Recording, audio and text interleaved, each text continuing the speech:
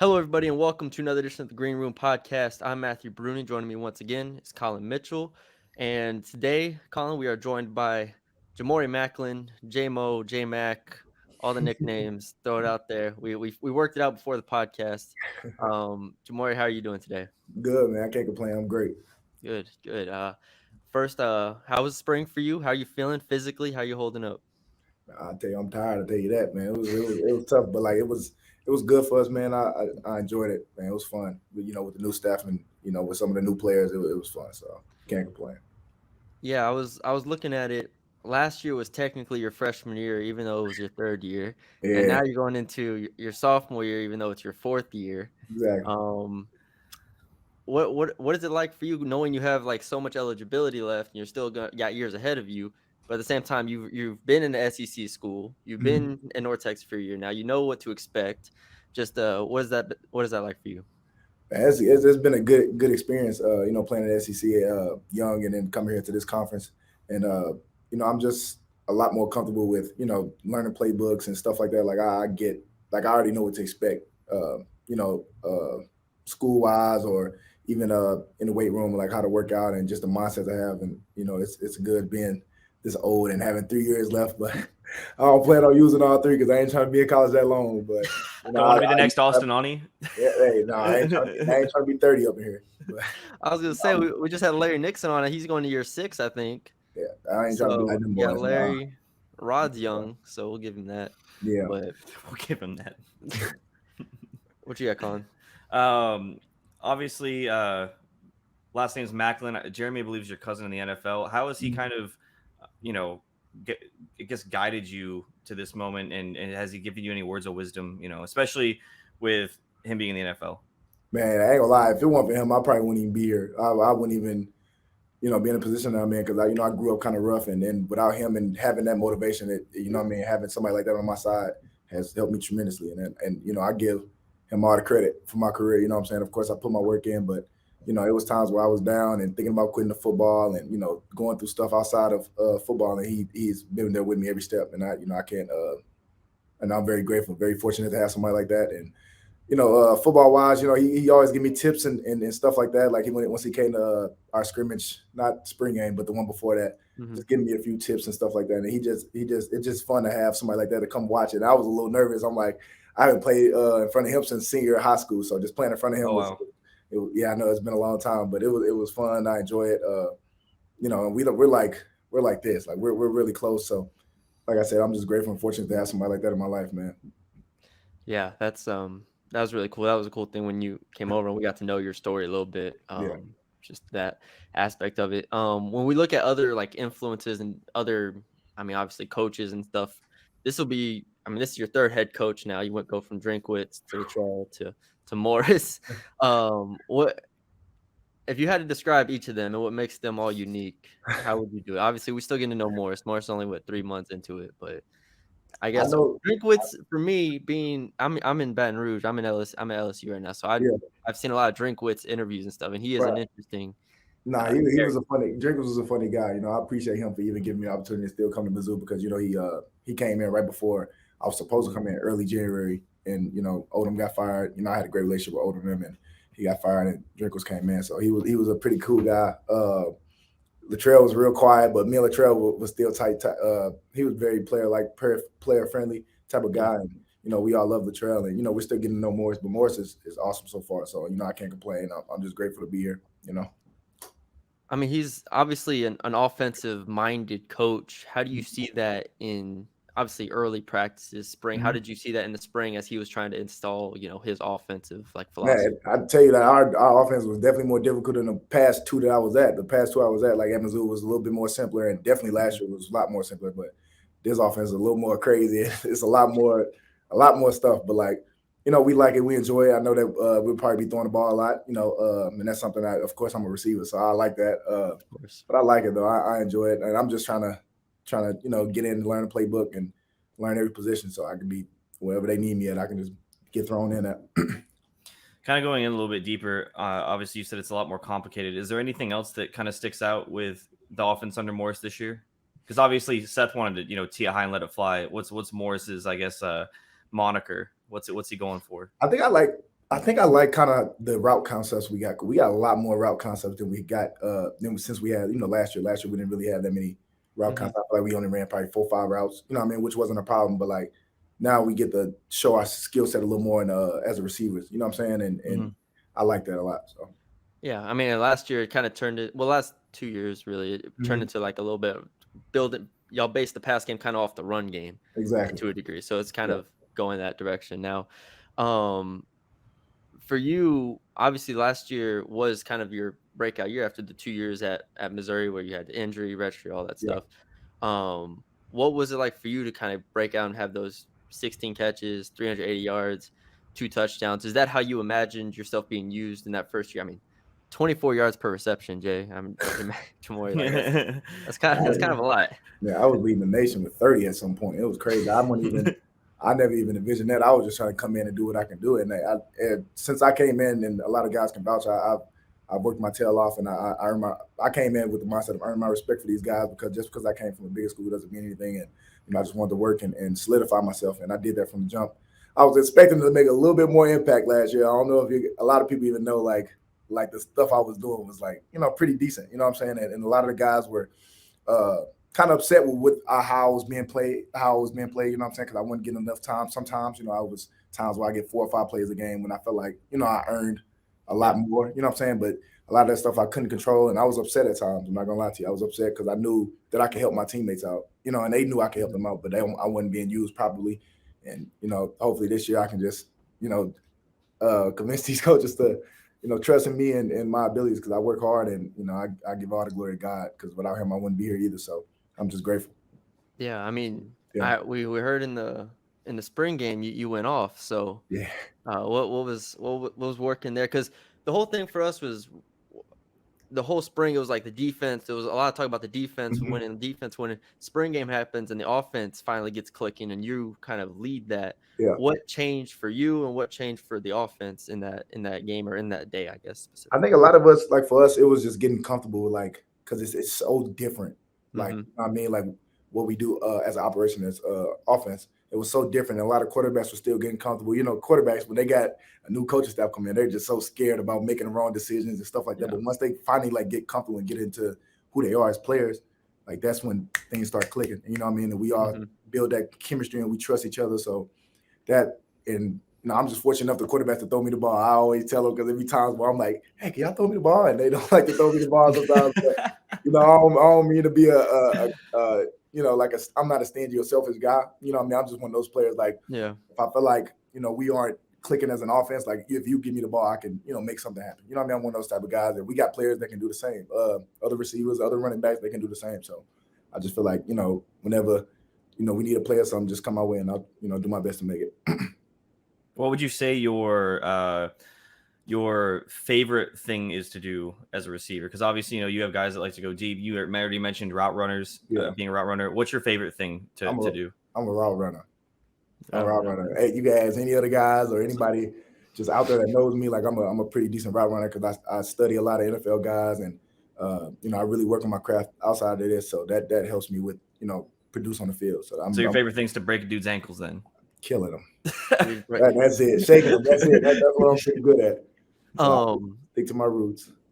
it's 'cause I'll never forget, I used to stay at an apartment complex. I don't even remember the name of it anymore. Colin, do you remember it? The Ridge? Um, no, I didn't stay at the I didn't stay at the Ridge, but no. After that, I don't remember what it's called, but we had the sand volleyball courts, and, Jalen Darden would be out there with, Yeah, like, a host of receivers, and they'd just be out there with the cones and just in the sand a yeah, whole summer, all uh, summer, breaking it down. yeah. And do you do that in the sand? Yeah, Is that something I you've done? I did a lot back when I was at Mizzou. I don't really get in the sand as much now. I think I might have did it once last year, but that sand is it's heavy on your feet. So once you get off of it, like it's your feet feel really light. So that sand is really really good for you as a Interesting. receiver. So Interesting. Yeah, I stayed right next to the sand volleyball court, so it was like mhm. I had just always heard them there. Yeah, You mentioned y'all's receiver room. yeah, It is some people have called it the deepest receiving room in recent history for North hmm, Texas. Obviously for us, we're old and hmm, we go back to like the 2017. We had Jalen Guyton, Enrico Bussey, and Jalen Darden and all that. But the depth here with you, Jair, Tommy, Rod Burns, Travian, Damon, all these guys, go down the list. How like do y'all feel the depth that y'all have in Oh that yeah, room? we know how deep we are in this. That right there makes us like compete. You know what I mean? Because college football is all about competing. We got to compete with each other every day. So like we know like okay, I got this guy that's trying to take that number one spot, and then that makes us like what I mean. And there's no like beef between us because we all know that we're all pretty good, and we know like we come in and do our jobs, and we got a new staff. So like we all trying to compete, and that we love, and but we feed off each other. You know what I mean? We feed off each other's energy, and we help each other out no matter what, because there's no beef, but we are pretty tight as a receiving room. So like we help each other out when it comes to little stuff. Or if I drop a ball, Damon come up to me, oh, you tripping, you're not locked in. And I'm like, okay, I got you. You know what I mean? And it's that simple because we all got that relationship to where we can do that. So You were at Missouri for 2 years. How does yeah. this receiver room stack up as far as like, high level competition and high level depth Oh that yeah, you feel? we got some guys. I always tell the guys here, like,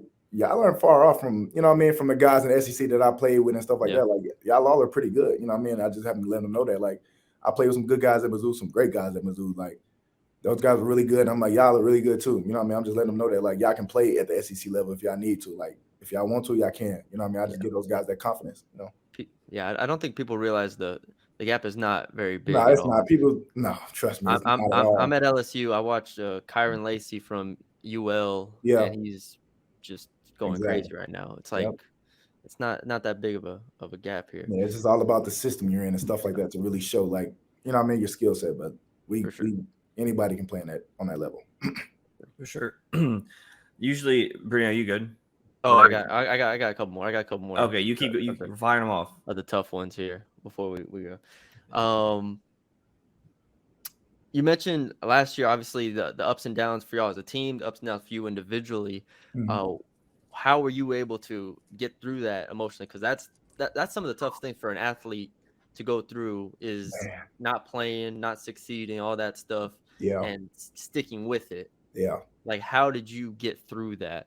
Number one was my cousin Jeremy, because I used to call him after every game that I didn't play a lot and cry. Like I used to go home in my car and I used to just cry for like Mm-hmm. 10 minutes. Him and my dad, I used to just cry because I'm very competitive. You know what I mean? I'm very passionate about the game of football, and I know that I can help a team. You know what I'm saying? So once I wasn't getting those opportunities, I'm like, and we were losing, I'm like, man, like I know I can help us. But like, you know what I mean? And I'm showing the coaches every day, even when I go to practice, like even though I didn't play in those games a lot on Saturdays, I used to go to practice on Mondays and Tuesdays and Wednesdays, and make those my practice days. You know what I'm saying? Because I'm like, okay, I don't know if I'm going to play Saturday, so these two days are my game days, which was our hardest practices.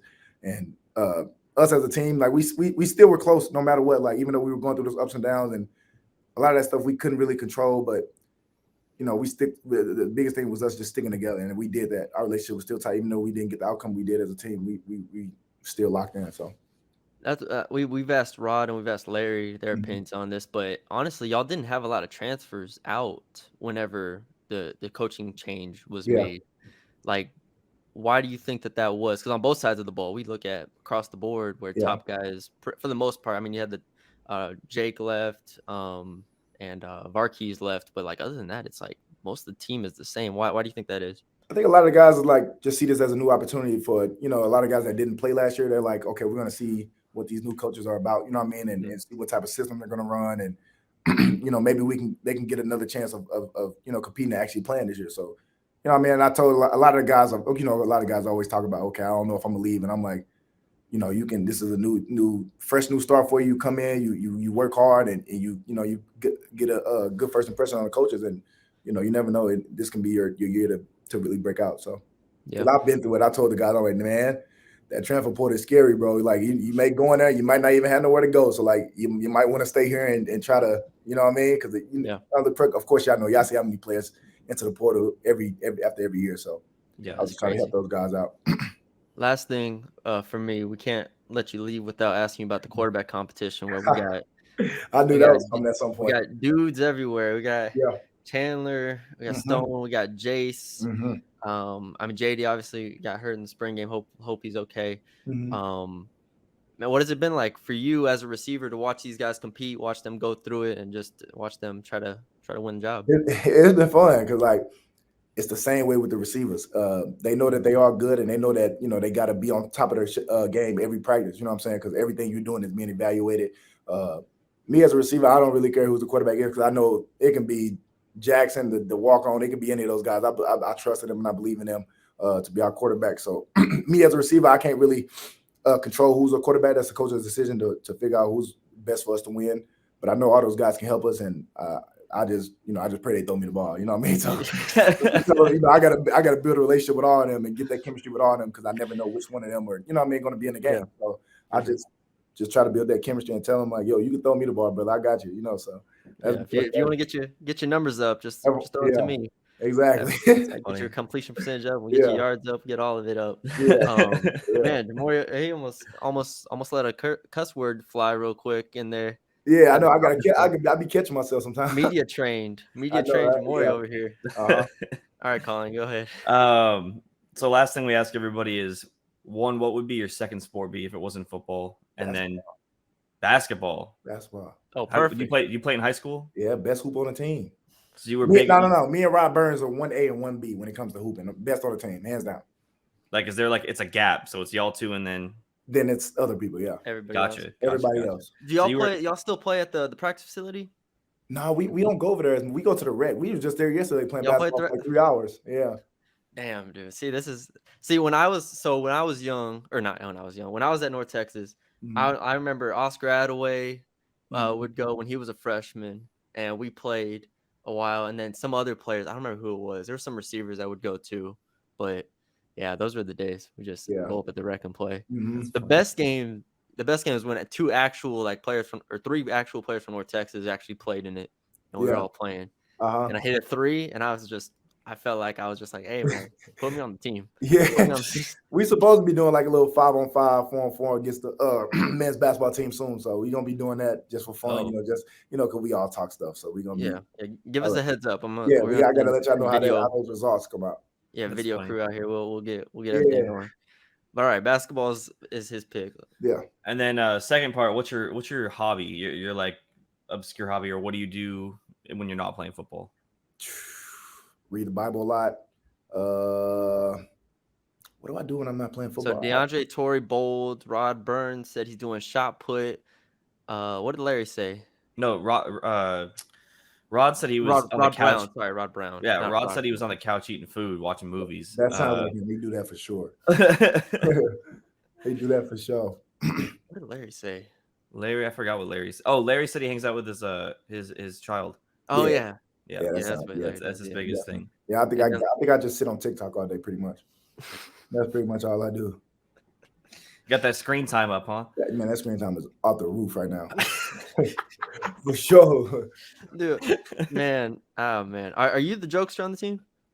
I am one of the top ones. That's why they put me on the mic. When I was mic'd up, they put me on there. And they missed out a lot of my jokes. They should have put them on there because I would have had y'all laughing. Why did they take it out? Were you cussing? What were you doing? Nah, I didn't cuss at all. I probably cussed maybe like one time, but I was making a lot of jokes, like some good ones too. Hey, I don't know why they didn't put it on there, but I'm one of the top jokesters on the team for sure. Just clowning people left and right. That's funny. All right, man. Well, we'll let you go. Thank you for joining us. It's been great talking to you, man. We're looking forward to this year. We'll have to have you on again over the summer sometime. Oh yeah, for sure. I appreciate y'all for having me. Appreciate it, Jay. Yeah, thank Ja'Mori, you. Sorry, Ja'Mori Maclin. You good? You caught it? J Mac. All right, Colin. The spring game is behind us now. We have intel from who looked good, what we saw or not saw, what we heard, and everything like that. The main thing is the quarterback position, right? Because there is a clip floating around on Twitter. I don't know who put it out there that I said, if Jace Ruder keeps playing like this, Jace Ruder is going to be the quarterback. And it's is this the bracket, like the North Texas bracket all over again for like Chandler Rogers or North Texas fans, where it's like Jace Ruder QB1, and then you're gonna have to rip it up once Chandler Rogers becomes QB1. Photoshop it to where I hand it to Ren and it's Jace Ruder, rip it up and just put my face on Ren's and then rip it and be like, boom, Chandler Rogers. Here we go. For those who don't know, or maybe didn't read, or maybe y'all did read and you want to talk about it. From all accounts, Chandler Rogers won the spring game.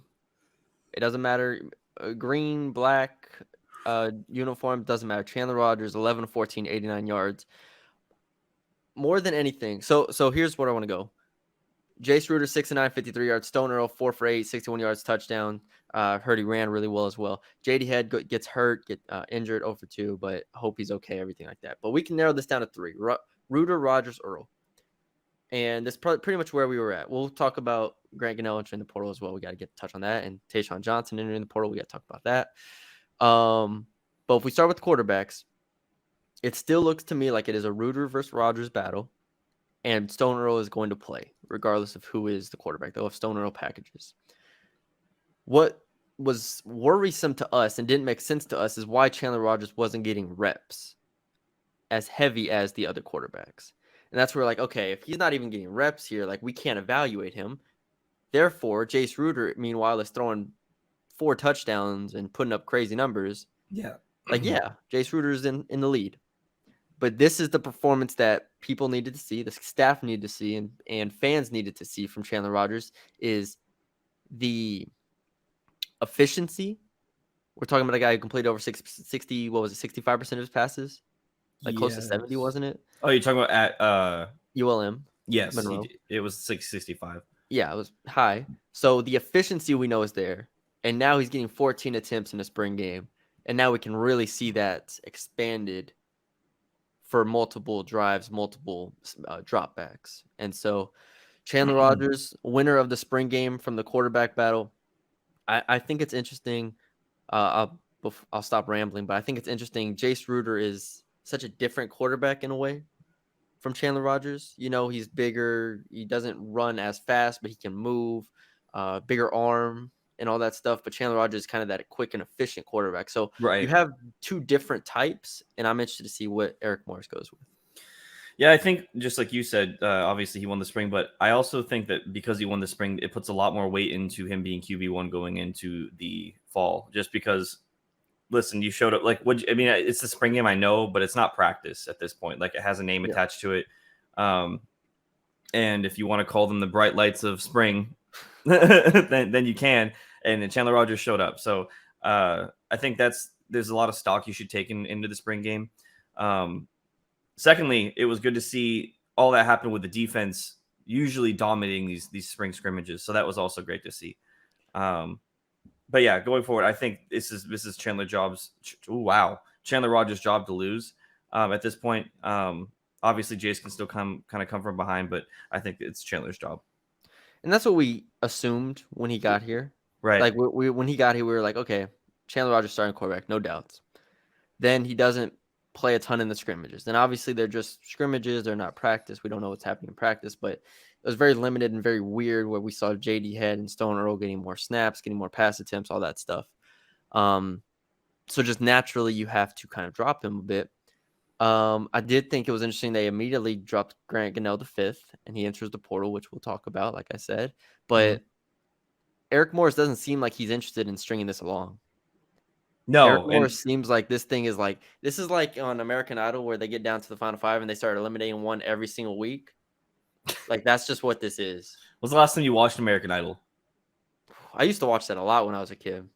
That was one of the go-tos. Scotty McCreery, all those. Brady's got his popcorn, runs up to it at 8 o'clock, runs upstairs to the TV. Let's just say we watched a lot of those competition shows growing up. America's Got Talent, American Idol. So You Think You Can Dance. I don't know if you. America's Got Talent's way better than American Idol. Anyways, I guess we're kind of getting off course here. So that's a tough one. I don't know about that. I don't know. But regardless, yeah. So you had Grant Gunnell chopped. JD Head injured. We didn't presume him to be in the top 3, but JD Head probably not in that group. So then we go top 3. And we leave spring with that, but I think over the summer, I think it'll be quickly narrowed down to 2, Ruder Rogers. And Morris is not coy the same way Seth Luttrell was. Mm-hmm. Morris is not like, well, you know, because Seth in this situation would be like, well, you know, everybody's playing well, and we'll have to evaluate all our options. And the difference is he would be saying that until a week before the game. Yeah.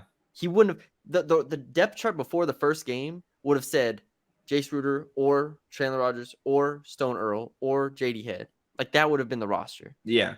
It doesn't feel like it's going to be that way with Eric Morris, right? Doesn't he feel more decisive? Yes, and it feels refreshing because you mentioned Grant Gunnell going to the transfer portal. It's in my mind. I don't know whoever's. I mean, obviously it's a mutual decision because Yeah.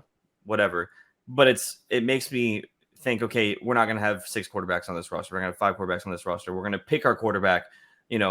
Before fall. I think that's the biggest thing with him so far, especially in interviews when you watch him. Obviously, he's not giving away who number 1 is yet, but he's giving more substance to his answers where he's like, and even when he's like narrowing him down, Seth would never have gone, yeah, there's 3 left. There's Right. 4 left. He would never have done that. And it's a refreshing thing to see as a fan because you go into it with more confidence in terms of what the coaches think or who they think is best. And I think that brings a lot of weight. I have another perspective as well in that I think Ja'Mori kind of put it really well where he said the offense is more complicated, more advanced than the other 2 coaches. And Eli Drinkwitz is a heck of a coach at Missouri right now. Like that is nothing short of a very, very, very good coach. Seth Luttrell, offensive-minded coach as well. This is another offensive-minded coach, but he's a young, like ambitious one that wants to install a lot, which maybe that's a mistake. Maybe he shouldn't be installing so much, but he is. With that being the case, you have to have a quarterback that's comfortable in that system. Because if you go back and forth between 2 quarterbacks and in a system that is this complex, your timing is not going to be right. Your checks are not going to be right all the time. Your basic communication, your basic timing, like everything is just going to be off. Yeah. Like I think that's why at the end of the day, he's going to narrow it down very, very early in fall camp and say, you're the starter. We have to figure this out because different quarterbacks are good at different things and they see things differently. So if you're Eric Morris, who is, like we've said before, the job he's done with quarterbacks in his young career has been very, very impressive. I think that he's going to have to find one and just ride with him early on because it's just too complicated. It's way too much to ask for 2 guys to do it. This isn't last year where they're basing everything they do off of the run game, or 2 years ago where everything was off the run game. This seems like it's going to be, no, you're going to have to make plays first down, second down, third down. It doesn't matter the down. Like they'll still run the ball, but you're going to have to make plays on every down. 2 things with what you just said. First thing, is it refreshing to you that the offense is going to be one more complicated and that it seems like he's going to, like you said, ride or die with the quarterbacks early just because of the complication of the offense? I am excited that it is more complicated because last couple years it has been overly simplified to a degree. You could argue 2019 was kind of oversimplified with Mason Fine. Like when Seth Luttrell did not have Mason Fine, we saw it very much constrict, and there were injuries a part of that as well, but we saw it constrict the offense to where it was like, all right, we're running the ball X amount of times. Like we're running the ball 70% of the time, 60% of the time. We're running it a lot. And then we're basing the pass game off of that. This is a very, very different identity of a coach, of an offensive play caller, potentially. Like this is what Eric Morse is going to bring, and that's what I'm excited to see because it's worked in Incarnate Word. It worked at Washington State. It worked when he had Patrick Mahomes. Like this is a quarterback-friendly coach. And so, if nothing else, we heard from Maclin. It's like they have, instead of having 5 route concepts, they have 10 now. Like it's just double the amount, and that just opens up a lot more opportunities for you to be more versatile on first and second down to where you're not in those third down situations. So that's what I'm excited for. Yeah, I completely agree. I honestly forgot what my second thing was going to be that I was going to ask you, so I'll have to think of it later. But That's all right. Yeah. Grant Gunnell entering the transfer portal. Did that surprise you? No, and I would be annoyed if he didn't transfer. It goes back to that thing. Why are we hoarding quarterbacks that aren't playing? Exactly. Give the scholarship or the spot on the roster to a different player that deserves it or can be more helpful. I already said that's probably the biggest thing for me. On top of how decisive he's been overall, is just we're seeing roster moves that reflect that as well. It's like, okay, let's not sit here and just kind of play ring around the rosy and wait to see what happens year after year after year. Because with Seth, it was the same type of thing. The quarterback battle, right? You had Jason Aune, you had Jason Bean, Austin Aune as well. So you had both of those. What? You said Jason Aune initially. It was Jason Aune, wasn't it? What you It mean, was Jason? it was Jace, Reuter, Austin Ani Oh, battling. you said Jace and Ani. Yeah. No, I I thought you meant like said Jason Ani. that'd be crazy. I No, was no, you no, no, no, confused no. That'd everybody be here. my brain's not that fried.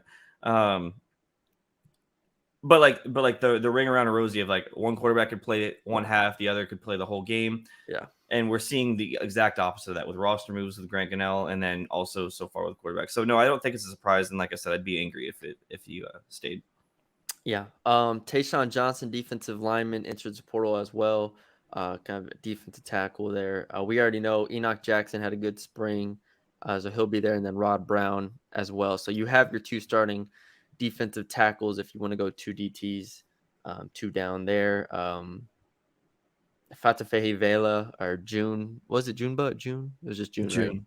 June, another interior defensive lineman at 6'2", 300 pounds. So I think they're fine at DT. This isn't a real big loss to me, but it's worth noting Tayshawn Johnson enters the transfer portal.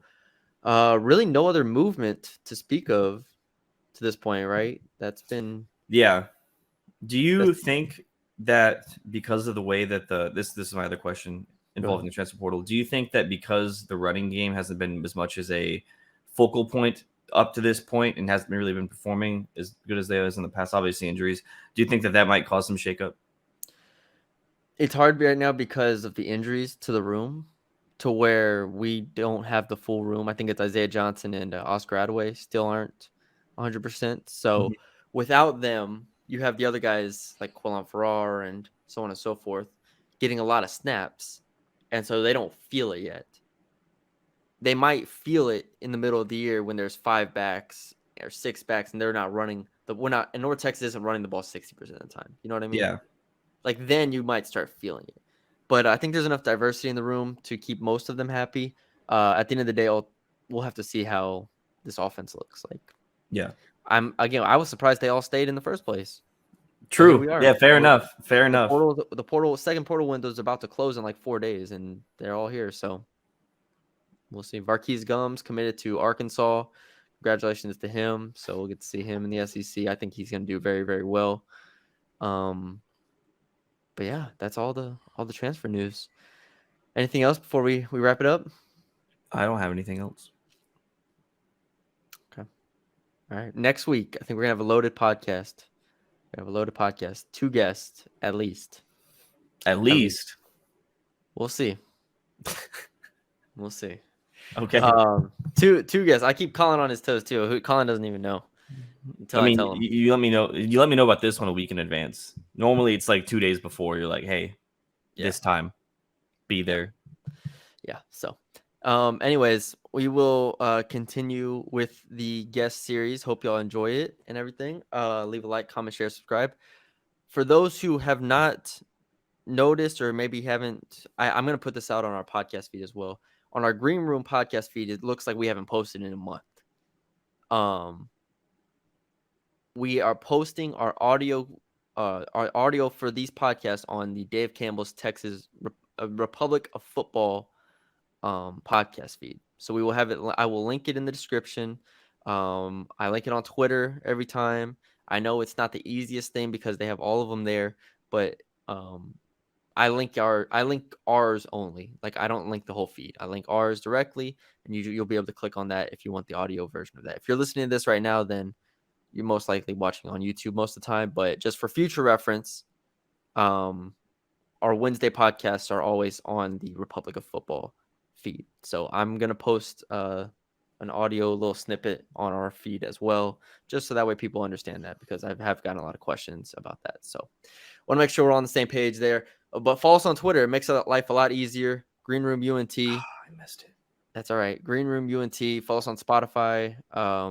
I guess not Spotify, but when we do more than one podcast a week, you'll see the second one on our feed. So just off season right now. We're just getting through one a week and kind of just going from there. So anyways, follow us on Twitter, Matthew Brune _ at CJH Mitchell.